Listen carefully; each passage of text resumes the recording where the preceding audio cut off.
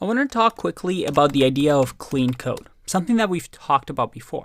And this is a good example to do with something like a function.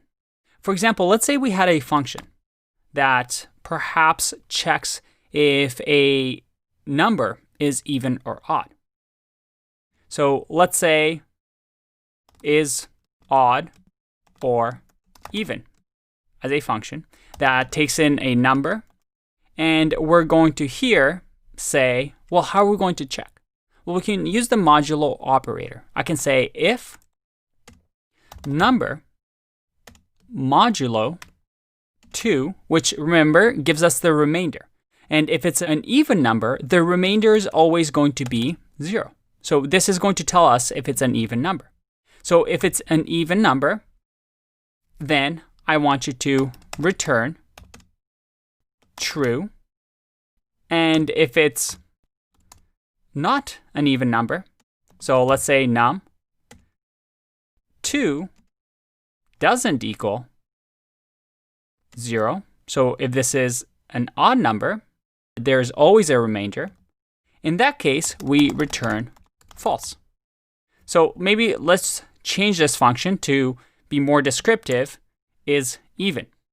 So it's going to return true if it's even, false if it's not even. So in here, if I do is even and give it 50, and I run, oh, I get an error because I have to make sure that I do an if statement here. We have to print here, so let's do print and click run.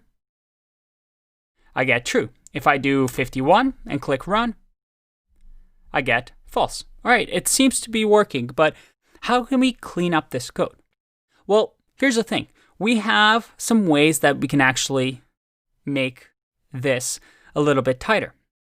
For example, if we're only checking for is even, we don't really need to check this again, because if number modulo 2 doesn't equal 0, that is, if a number divided by 2 doesn't always have a remainder of 0, we always know that it's not going to be even.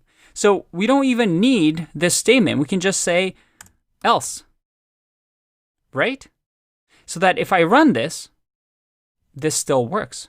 So, all right, so we cleaned up our code a little bit. But here's the thing. Another thing we could do is we know that return exits the function automatically. So we don't even need the else statement.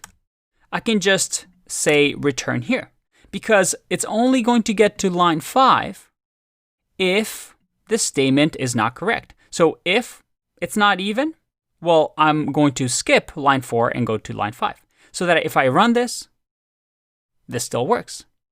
All right, but we can make this even cleaner, right? Because right now we're just returning true or false.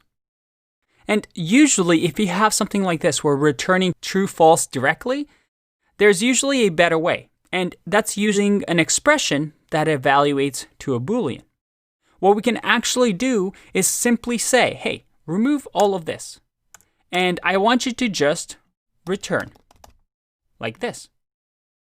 And if we run this still works. And if I do 50, this still works.